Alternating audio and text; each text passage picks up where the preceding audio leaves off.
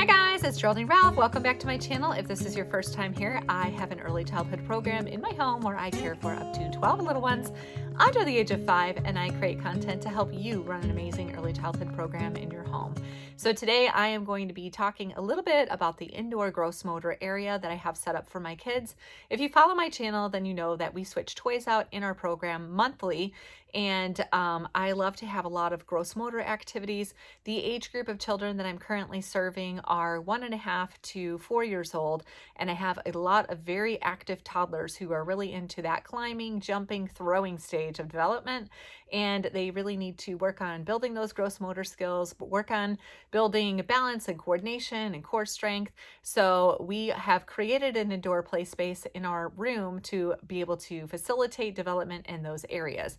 Also, I do take my kids outside pretty much every day. I have one-piece snowsuits, we have rain suits, we have rain boots, we have everything set up for the kids to get outside, but it has been freezing cold. Yesterday in the morning, it was literally 2 degrees, and it's not even getting up around 20. So I do take my kids out pretty much every day, as long as it's not too cold or too wet for them. And I know they say there's no weather, but good weather if you have the right clothing. So we do try to bundle up and everything, but a lot of my kids are at the age where they're not able to say if they get snow inside their snowsuit. And anyways, long story short, we do have an indoor play space for them that we set up so that they can get all their physical needs for physical activity met. So I recently purchased this climber for my kids. I'm going to show you a few of the pieces that I have for my indoor gross motor space. We have 1,500 square feet, and we have about a third of our space is designated for gross motor activities because my kids need to move. We have a lot of them, and one of our centers is all about movement. So we make sure to have a lot of things for them to be able to jump and climb and slide on. So without further ado, I will show you my new climber. I really love this climber. I took a lot of time to research different climbers because I wanted something that was going to be versatile. Originally, we were thinking about putting the traditional climber across the back area there where we have our egress window. I thought, oh, we could build something that was like a platform and we'd put a little slide in there. But then I just thought, you know, what if we don't need to have that amount of space taken up in our classroom? It does take up a lot of space. I like to rotate things. I like fresh things. The kids like fresh things. So I ended up going with this climber instead. Now this climber has about 8 different configurations, and I am going to include a little photo of all the different ways that you can set this climber up.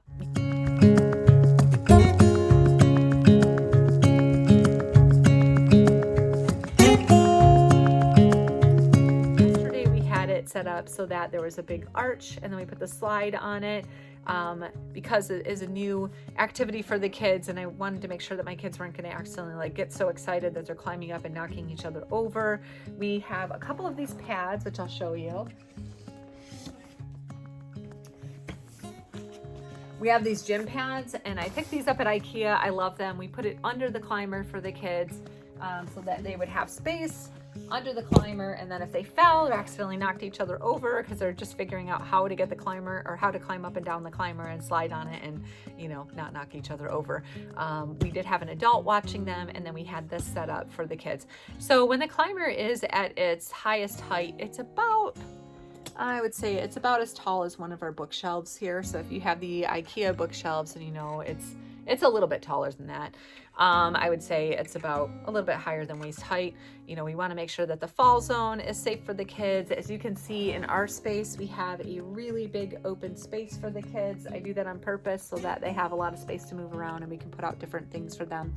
But yeah, so this is our climber, and I'm going to have that picture of what the climber looks like so you can just see all the different ways that we can configure it. We did have just a slide out before we were able to build it, and we had some balls out, so the kids love to put balls down the slide. They love to climb down the slide themselves. If you flip it over here, it's got this little climbing piece, so that was fun for the kids to run their cars down and balls down. I was thinking this would also be a really great thing that we could use for some art projects. If we covered this with paper, then the kids could run balls and things down that. So some other things that we have in our gross motor area, obviously we have our nugget couches over there.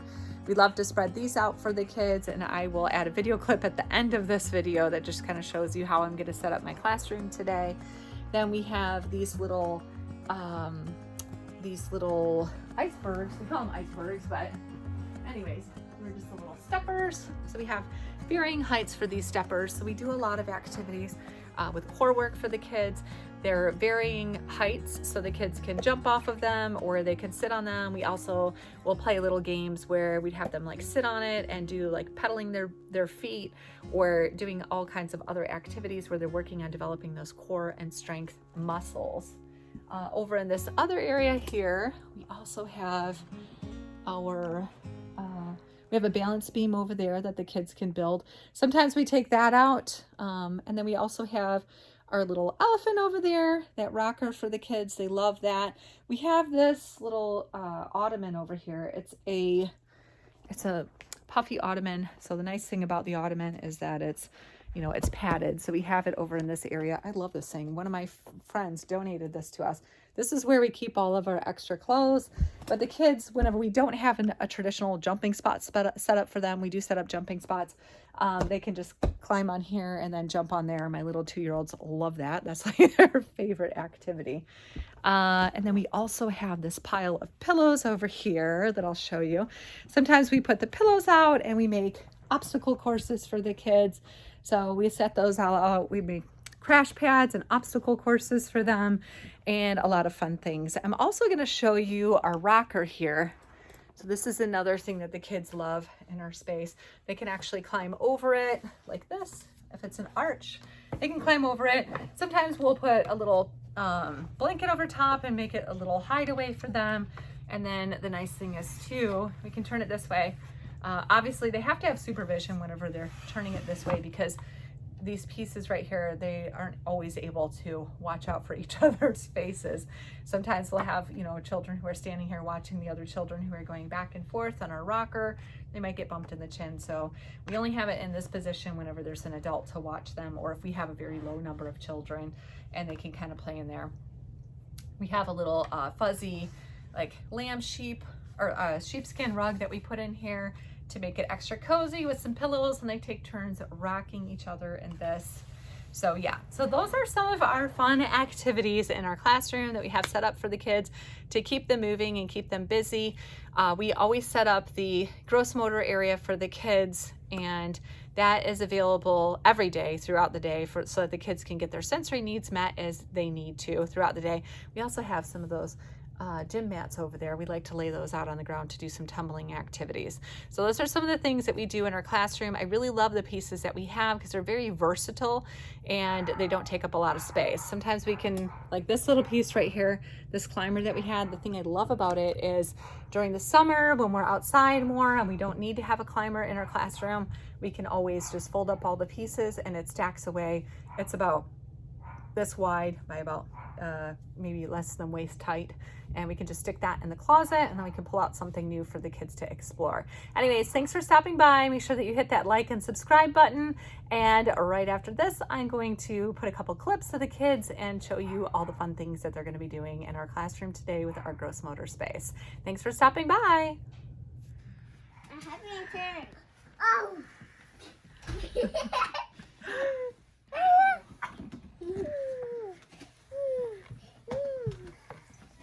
Oh, yes, we can.